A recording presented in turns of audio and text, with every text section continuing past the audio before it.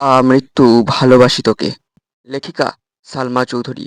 আর আপনারা শুনছেন বিনয় Bengali story. শুরু করছি আমাদের আজকের গল্পের পর্ব। আবির। ওষুধগুলো টেবিলের ওপর রেখে মেঘের ওয়ারড্রপের একটা ড্রয়ার খুলল। এটাতে জামা কাপড়। দ্বিতীয় ড্রয়ার খুলতেই চোখে পড়ল সকল ইলেকট্রিক জিনিসপত্র। সেখান থেকে হেয়ার ড্রয়ার বের করে নিল আবির। মেঘের কাছে দাঁড়িয়ে হালিমা খানকে বললেন, মামুনি, তুমি ওকে একটু ধরে বসো। আবির নিজেই হেয়ার ড্রয়ার ঘুরিয়ে ঘুরিয়ে চুল শোকাচ্ছে মেঘের। কোমর ছাড়ানো চুলগুলো ভাগ ভাগ করে শোকাতে কিছুটা সময় লাগলো। পুনরায় মেঘকে শুইয়ে হাতে পায়ে তেল মালিশ করতে লাগলো দুজনে। হালিমা খান আবিরকে শীতল কণ্ঠে বললেন, বাবা, তুই একটু বস, আমি তোর চাচুকে বলে আসি। মাঝরাতে ঘুম ভাঙালে তো উনি আবার চিন্তায় পড়ে যাবেন। আবির গভীর কণ্ঠে বললেন, মেঘের এই অবস্থার কথা বলো না। শুধু শুধু চিন্তা করে শরীর খারাপ হবে। হালিমা খান ঠিক আছে বলে চলে গেলেন। হালিমা খান রুম থেকে বেরিয়ে যেতেই আবির মেঘের সন্নিকটে বসল। মেঘের বাম হাত আবিরের বুকের সাথে মিশিয়ে ওষ্ঠ এগিয়ে নিল। মেঘের কানের কাছে গুনগুন করে বলল, মে স্রেফ তেরা রাহুঙ্গা, তুসসে হি ওয়াদা ইয়ে মেরা, তু মাংনা ले मुस्कुरा के, मेरा प्यार हक है तेरा। তারপর অষ্টাদশীর কপালে আলতোভাবে একটা চুমু দিয়েই বিছানা থেকে উঠে পড়ল। চেয়ার টেনে বসলো বিছানার পাশে। তারপর হাতে তেল নিয়ে মালিশ করতে লাগলো মেঘের হাতে। কিছুক্ষণের মধ্যেই হালিমা খান ফিরে আসলেন। হালিমা খানও মেঘের ডান হাতে দু পায়ে মালিশ করে দিচ্ছেন আর একটু পর পর মেঘকে ডাকছেন। বেশ খানিকক্ষণ পর মেঘের জ্ঞান ফিরেছে। সঙ্গে সঙ্গে আবির মেঘের হাত ছেড়ে দিয়েছে। হালিমা খান কান্না করতে করতে মেঘকে ডাকছে, মেঘ, এই মেঘ, কি হয়েছে তোর? মেঘ কয়েকবার পিটপিট করে চাইল মায়ের দিকে। বুঝে উঠতে পারছে না তার সাথে এতক্ষণ কি ঘটেছে। মায়ের প্রশ্নের উত্তর দেওয়ার মতো শক্তি তার নেই। চোখ ঘুরিয়ে নিজের অস্তিত্ব বোঝার চেষ্টা করছে। নিজের রুমটা পরখ করতে লাগলো মেঘ। হঠাৎ দৃষ্টি পড়ে বাম পাশের চেয়ারে বসা আবির ভাইয়ের দিকে। মায়াভরা দৃষ্টিতে তাকিয়ে আছে মেঘের পানে। মেঘও কয়েক মুহূর্ত তাকিয়ে রইল আবির ভাইয়ের পানে। মনে পড়তে লাগলো সন্ধ্যার পর থেকে ঘটে যাওয়া ঘটনাগুলো। তৎক্ষণাৎ দৃষ্টি সরিয়ে নিল আবির ভাইয়ের দিক থেকে। পুনরায় চোখ বন্ধ করে ফেলল মেঘ। হালিমা খান মেঘের কপালে হাত রেখে আঁতকে উঠলেন। সঙ্গে একবার গলাতেও হাত রাখলেন। সহসা বলে উঠলেন, মেঘের তো জ্বর উঠেছে। আবির গম্ভীর কণ্ঠে বলল, তুমি ওকে ওঠাও, আমি খাবার নিয়ে আসছি। ওষুধ খাইয়ে দিলে যদি একটু কমে। হালিমা খান চিন্তিত স্বরে বললেন, তানভীর কোথায় আছে? আবির শক্ত কণ্ঠে জবাব দিল, ওকে জানিয়েছি, আসছে। মেঘ নিস্তেজ অবস্থায় শুয়ে আছে। চোখ খুলে আবির ভাইকে দেখার শক্তিটুকু যেন পাচ্ছে না। কথা বলা তো বহু দূরের কথা। আবির নিচে গিয়ে একটা প্লেটে অল্প ভাত আর একটু তরকারি নিয়ে আসলো। হালিমা খান মেঘকে কোনো রকমে উঠিয়ে খাটের সাথে হেলান দিয়ে বসিয়ে নিজে ধরে রেখেছেন। আবির ভাই ভাত মাখিয়ে মুখের সামনে ধরে ছোট করে বলল, হাঁ কর। পুরুষালী কণ্ঠে কিছুটা কেঁপে ওঠে মেঘ। তৎক্ষণাৎ ছোট করে হাঁ করল। আবির ভাই অষ্টাদশীকে নিজের হাতে খাইয়ে দিচ্ছেন। কিন্তু অষ্টাদশীর মনের ভেতর আনন্দ নেই, নেই কোনো উত্তেজনা। যেই আবির ভাই তার মনের ভেতর সারাক্ষণ এক্কা দোক্কা খেলতো, সেই আবির ভাইকে চোখে মেলে দেখার সাধ্যি তার হচ্ছে না। কয়েক লোকমা ভাত কোনো রকমে গিলল। পরের বার দিতে গেলে আস্তে করে বামে ডানে ঘাড় ঘোরালো। আবিরও বুঝতে পারল মেঘের অভিব্যক্তি। জোর করলো না আর। হাত ধুয়ে নিজের হাতেই মেঘের মুখ মুছে দিল। তারপর ওষুধ খাইয়ে একবার মেঘের কপালে হাত রাখলো। জ্বরের মাত্রা বেড়েছে। আবির শীতল কণ্ঠে বলল, মামুনি, তুমি থাকো ওর কাছে। কোনো সমস্যা হলে আমায় দেখো, আমি সজাগ আছি। আবির প্লেট হাতে নিয়ে চুপচাপ বেরিয়ে গেল রুম থেকে। 10-15 মিনিট পর তানভীর দৌড়ে বাড়িতে ঢোকে। এমপির গাড়ি করে ড্রাইভার এসে দিয়ে গেছে তানভীরকে। মেঘের রুমে গিয়ে কোমল কণ্ঠে মাকে শোধালো, কি হয়েছে মেঘের? মেঘের পাশে বসে কপালে হাত রাখলো। থার্মোমিটার এনে জ্বর মাপলো। 100 ডিগ্রি ফারেনহাইট তাপমাত্রা। মেঘ জ্বরে কাঁপছে। তানভীর ছুটে গিয়ে নিজের রুমের ক্যাবিনেট থেকে আর একটা কম্বল এনে বোনের গায়ে জড়িয়ে দিল। তারপর একটা ছোট রুমাল ভিজিয়ে কিছুক্ষণ জল পড়তে দিল। হালিমা খান এখনো ফুঁপিয়ে ফুঁপিয়ে কাঁদছেন। তানভীর মায়ের দিকে চেয়ে মোলায়েম কণ্ঠে বলল, ডাক্তার কি বলছে? হালিমা খান কান্নারত কণ্ঠে বললেন, বলছেন সিরিয়াস কোনো সমস্যা না, রেস্ট নিতে আর চিন্তা কম করতে। ওষুধ দিয়ে গেছেন? ওষুধ খাওয়ানো হয়েছে? হালিমা খান কোমল কণ্ঠে বললেন, হ্যাঁ, আবির খাইয়ে দিয়ে গেছে। তানভীর নমনীয় কণ্ঠে মাকে প্রশ্ন করলো, ভাইয়া কোথায়? কিছুক্ষণ হয়ে গেল এখান থেকে গেছে। তানভীর আর কিছু বলল না, চুপচাপ কিছুক্ষণ জল পড়তে দিল বোনের কপালে।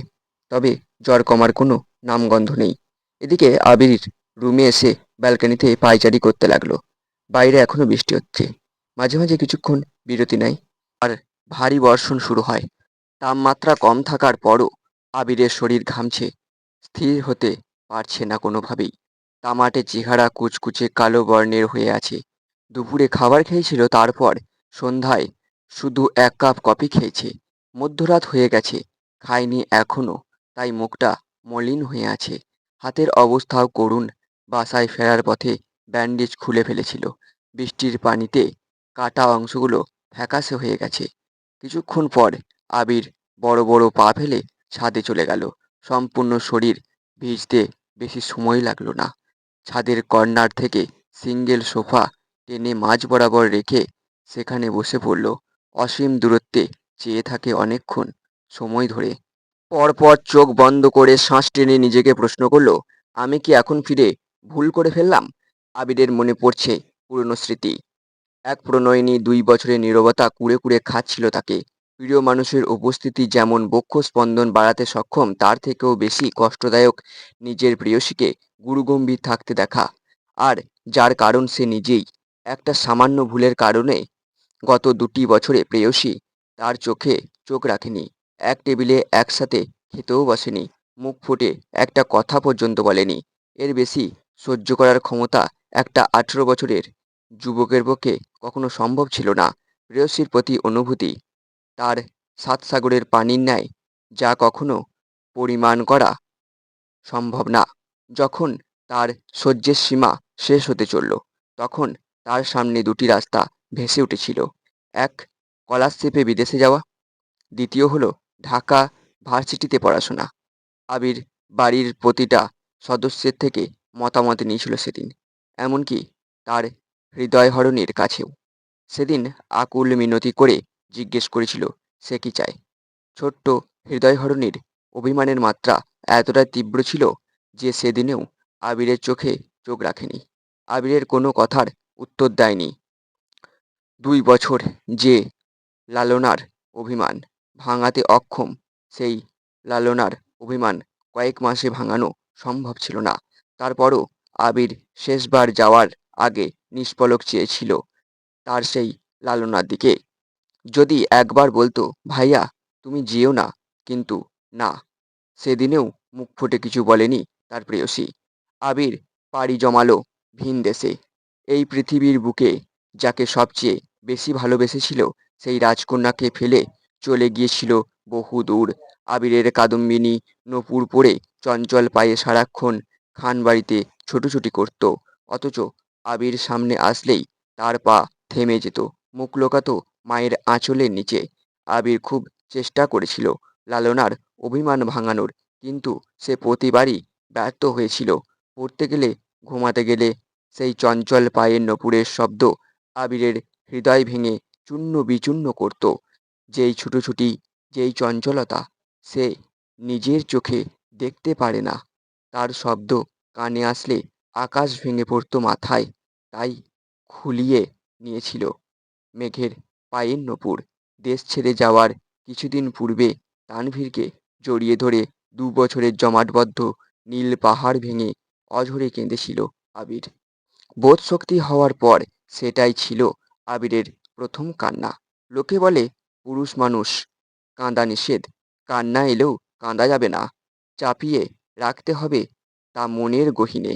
কিন্তু যখন জীবনের সবচেয়ে মূল্যবান জিনিসটা হারিয়ে যায় বা নিজের থেকেও প্রিয় ব্যক্তির সাথে দূরত্ব বেড়ে যায়, তখন পুরুষ মানুষ চাইলেও নিজেকে শক্ত রেখে অনুভূতি চেপে রাখতে পারে না। তানভীর আবিরের সেই মরা কান্না দেখে বিস্ময়কর চোখে তাকিয়েছিল। কয়েক মুহূর্ত পর আবিরকে জড়িয়ে ধরে কয়েক শতবার শুধু জিজ্ঞেস করেছিল, কি হয়েছে? কি হয়েছে ভাইয়া? কাঁদছো কেন? বলো আমায়। কিন্তু বাঁধহীন কান্নার ফলে আবির কোনো উত্তরই দিতে পারছিল না। পরক্ষণেই তানভীর উপলব্ধি করেছিল, হয়তো দেশ ছেড়ে প্রিয়জনদের ছেড়ে চলে যাবে, তাই এভাবে কাঁদছে। সে আর প্রশ্ন করেনি, চুপচাপ ভাইয়ের কান্নার গভীরতা মাপতে ব্যস্ত হয়েছিল। আবিরের সেই ক্রন্দন স্থির হয়েছিল প্রায় 1 ঘন্টা। কান্নার মাত্রা কিছুটা কমার পর তানভীর ধীর কণ্ঠে শুধিয়েছিল, কি হয়েছে ভাইয়া? এভাবে কাঁদছো কেন? আবির কান্নারত কণ্ঠে শুধু বলেছিল, আমি ওকে ছেড়ে এতদূর কিভাবে থাকবো? গভীর রাত, শান্ত, নিস্তব্ধ একটা পরিবেশে আবিরের এই কথাটা তানভীরের হৃদয়ে গিয়ে লেগেছিল।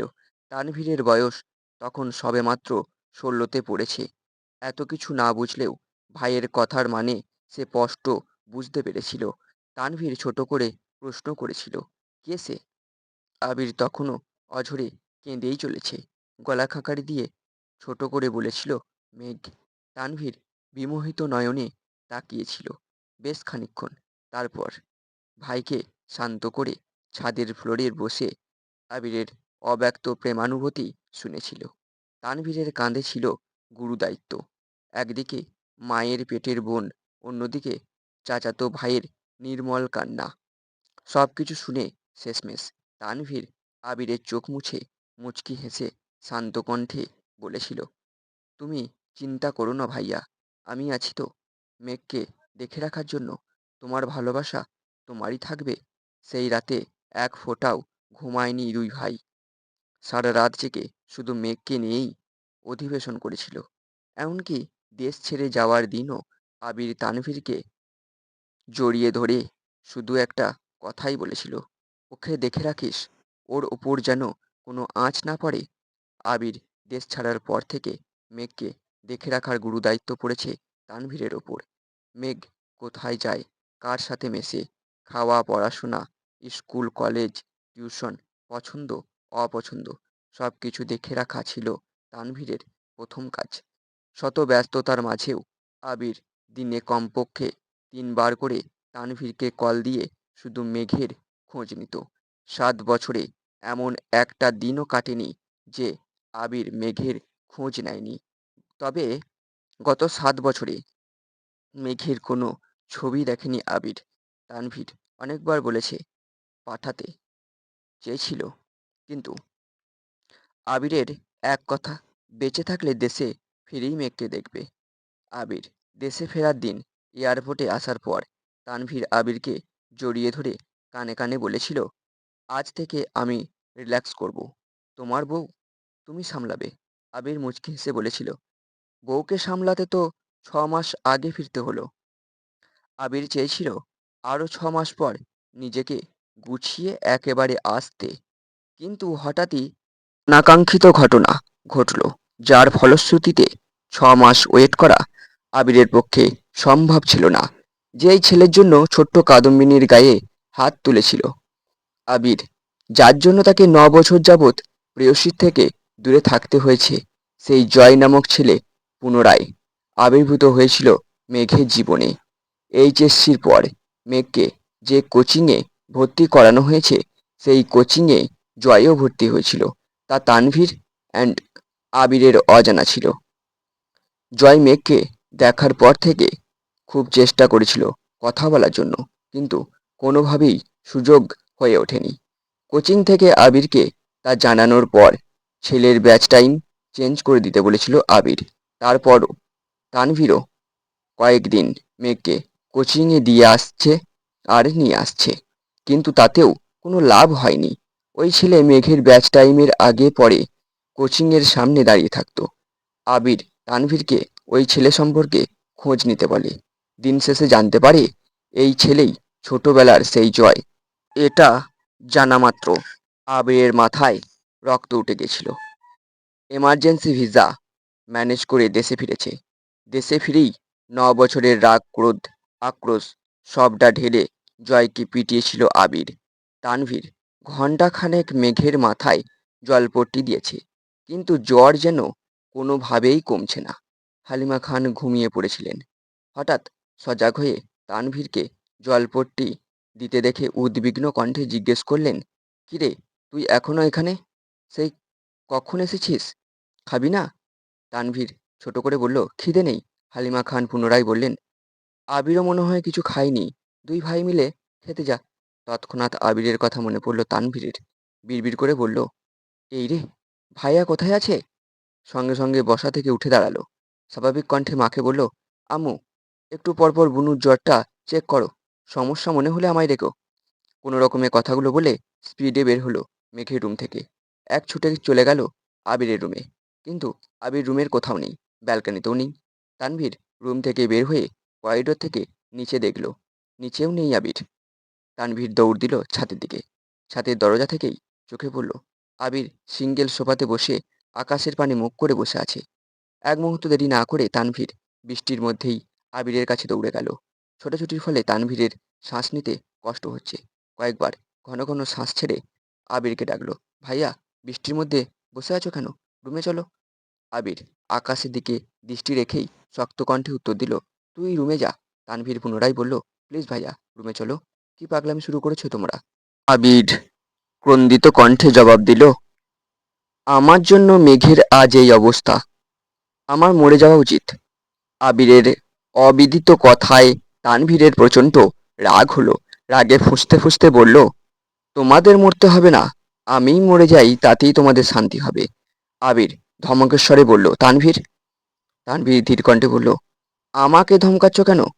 বনু না হয় অবুঝ, পাগলামি করে ফেলেছে, তাই বলে তুমি কেন পাগলামি করছো ভাইয়া?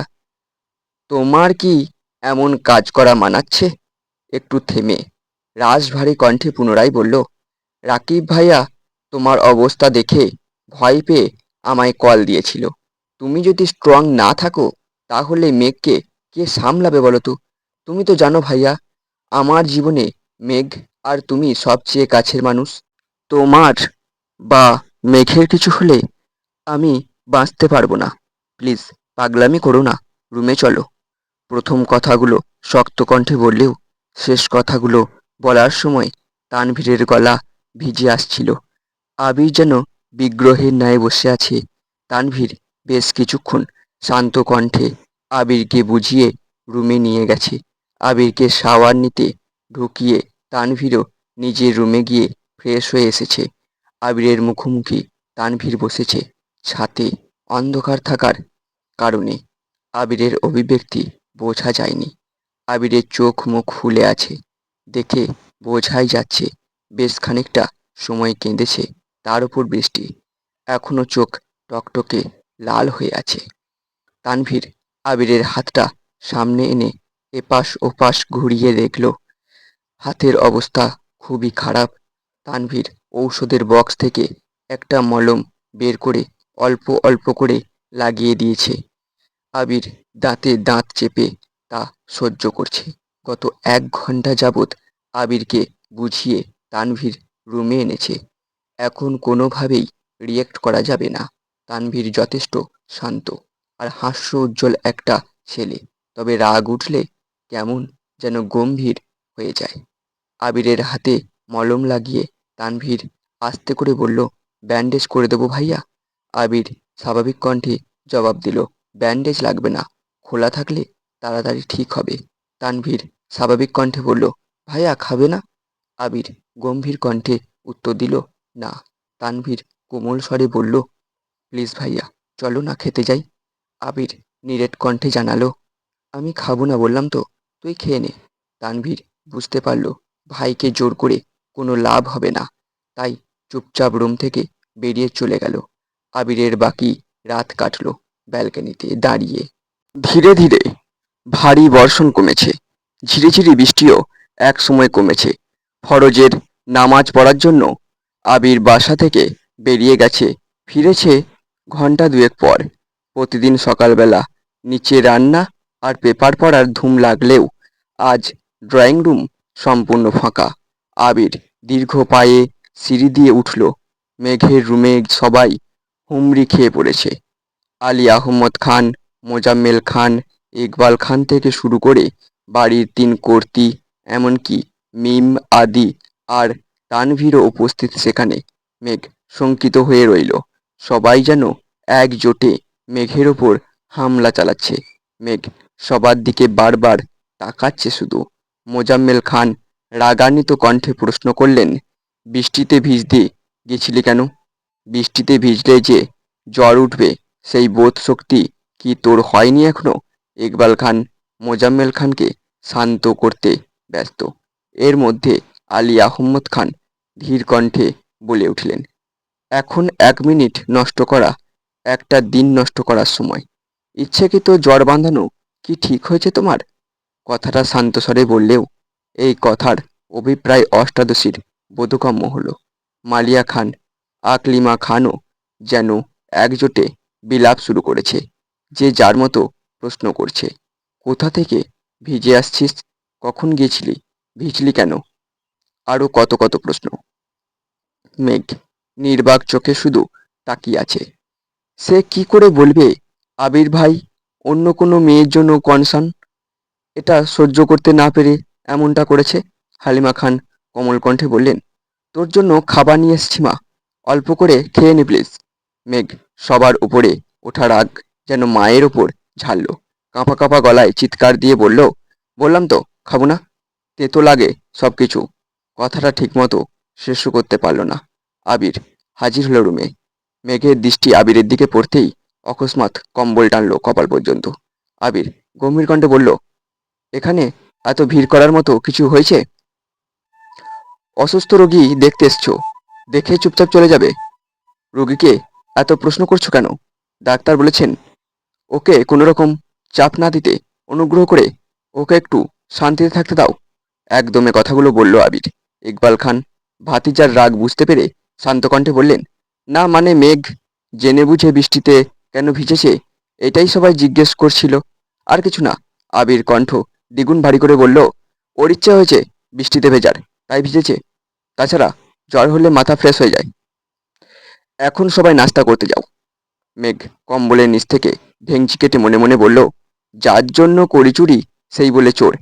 আপনি আমায় বাধ্য করেছেন বৃষ্টিতে ভিজতে, আর এখন সবার সামনে সেটা আমার ইচ্ছে বলে চালিয়ে দিচ্ছেন। বাহ হিটলার বাহ, কি বুদ্ধি আপনার। বাড়ির কেউ কোনো কথা বলল না, চুপচাপ সকলে রুম থেকে বের হতে লাগলো। আবির গম্ভীর কণ্ঠে বলল, তানভীর মেঘের জন্য নাস্তা নিয়ে আয়। হালিমা খানও চলে গেলেন মেঘের নাস্তা রেডি করতে। মেঘ তখনও কপাল পর্যন্ত কম্বল টেনে রেখেছিল। রুম নিস্তব্ধ হয়ে যাওয়ায় মেঘ ভেবেছে সবাই চলে গেছে, তাই এক আঙুল আস্তে করে কম্বলটা কপাল থেকে নামাতেই চোখে পড়ল আবির ভাইয়ের শানিত চোখের দিকে।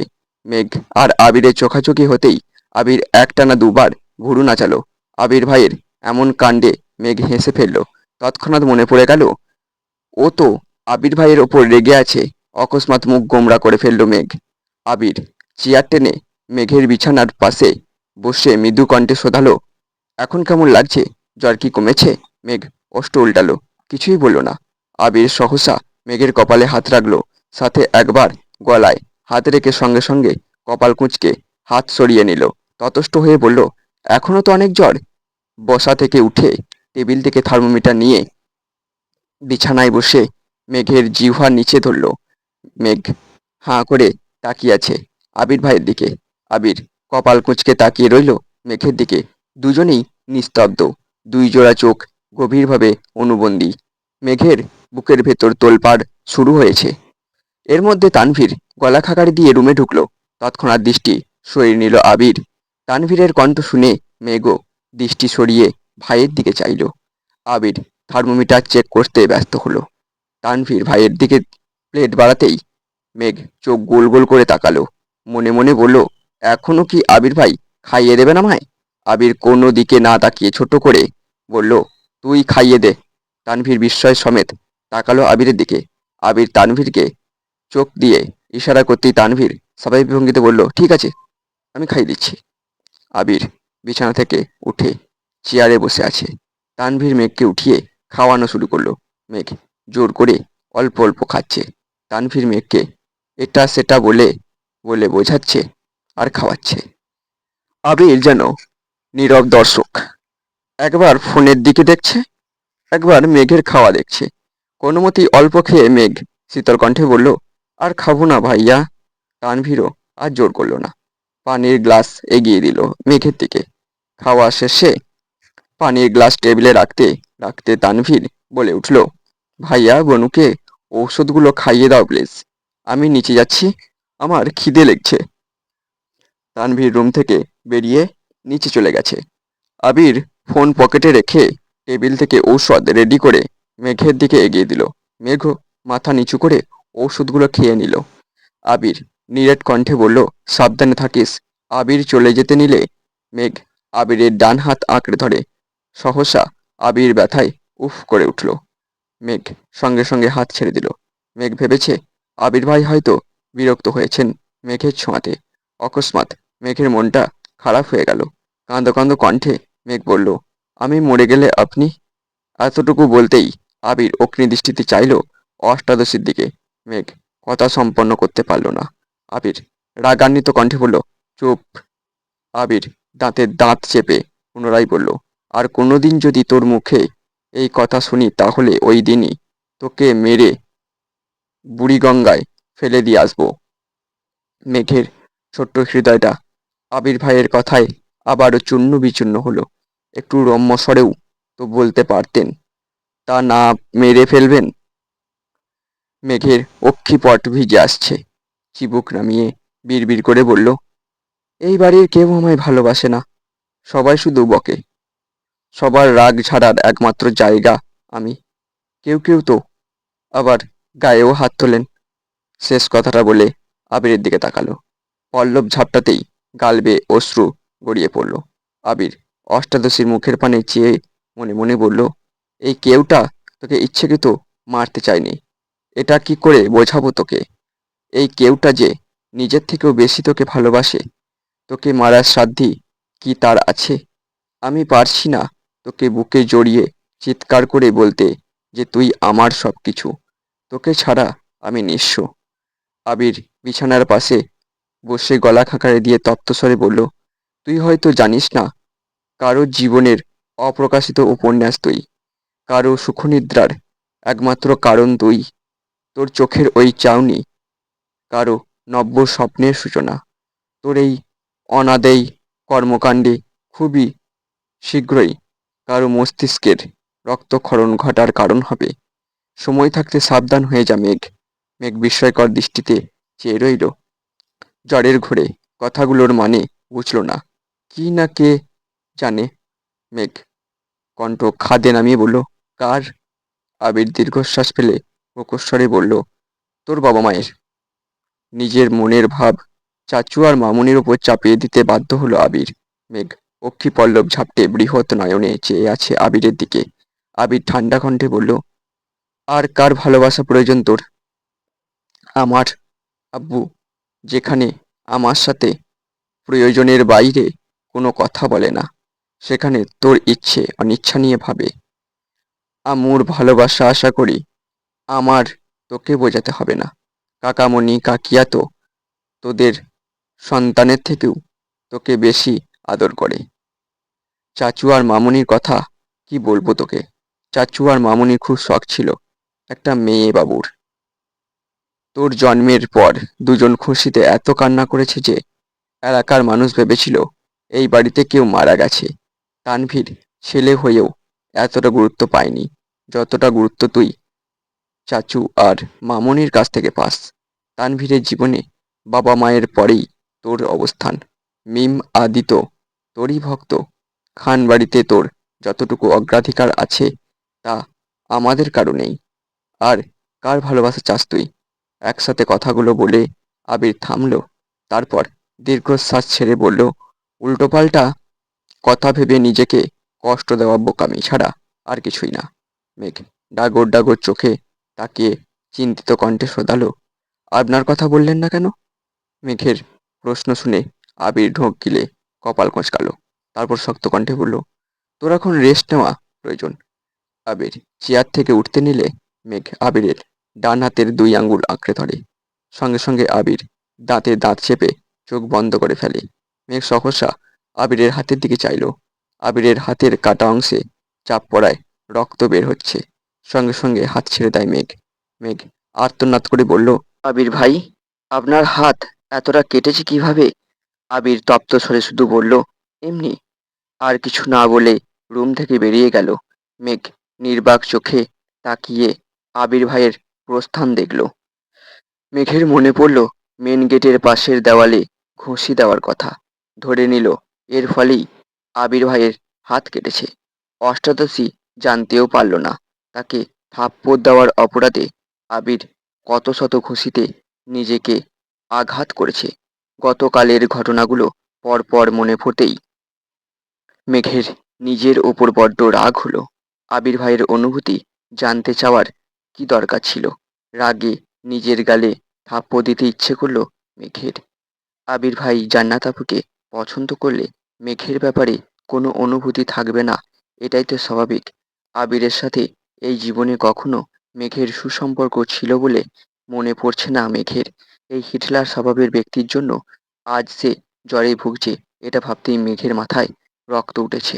আজকের মতো গল্প এখানেই শেষ করছি। দেখা হচ্ছে এই গল্পেরই অন্য কোনো একটি পর্বে।